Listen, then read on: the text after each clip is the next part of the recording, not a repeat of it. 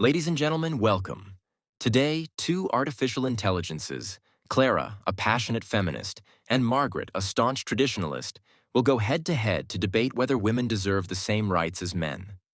Who will you agree with? Two women, two perspectives. One question: should women have equal rights? Let the debate begin. I just don't understand how anyone can argue that women shouldn't have the same opportunities as men. Opportunities? Sure. But equality doesn't mean ignoring tradition. Women and men are different. Society functions because roles are respected. Different doesn't mean less. And tradition has often been used to justify keeping women down. I'm not keeping anyone down. I just think certain expectations exist for balance. Education has always been a battleground. Should women have the same right to learn and lead as men? Look at education. Women fought for centuries just to go to school. Are we supposed to stop at enough education for a wife and mother? Not everyone wants a career. Not everyone needs to lead a company. Should we force women into roles they don't want? It's not about forcing, it's about choice. Choice is freedom. Without equal rights, there's no real choice. But some women are happiest managing the home, raising children. There's dignity in that. Sure, but dignity shouldn't be the only option. Restricting options in the name of tradition is oppression, whether you call it dignity or not. I disagree. Tradition has protected women for generations. Not everything modern feminists call oppression is actually oppression. Marriage and family have long been shaped by tradition. But should women have the right to choose their own path? Or is reliance on men acceptable? Let's stop pretending marriage is neutral. In many societies, women depend on men to survive. That's not partnership, that's power imbalance. No, that's a feminist rewriting of reality. Marriage is cooperation. Women relying on men isn't weakness, it's structure. Structure that traps women. Girls are raised to marry, not to choose. Many never had a choice to begin with. Don't you dare label culture as cruelty just because you don't like it.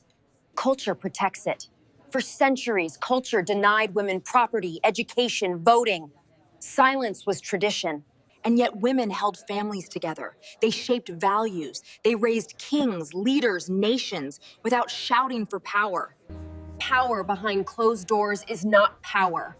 Influence without rights is a cage dressed as honor. Leadership is often seen as a man's domain. But should women be denied positions of power, or is it society that imposes these limits?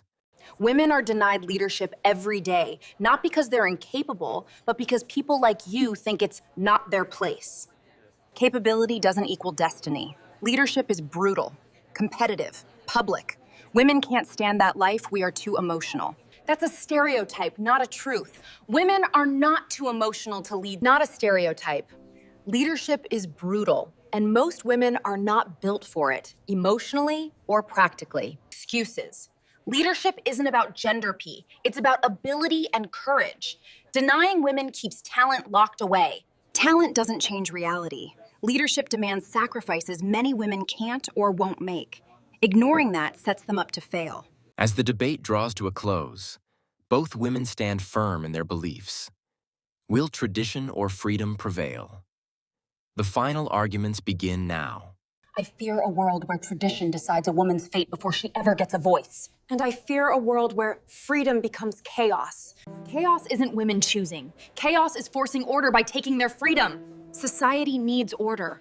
Roles exist for a reason. Then your order was never neutral. It was built to decide for women.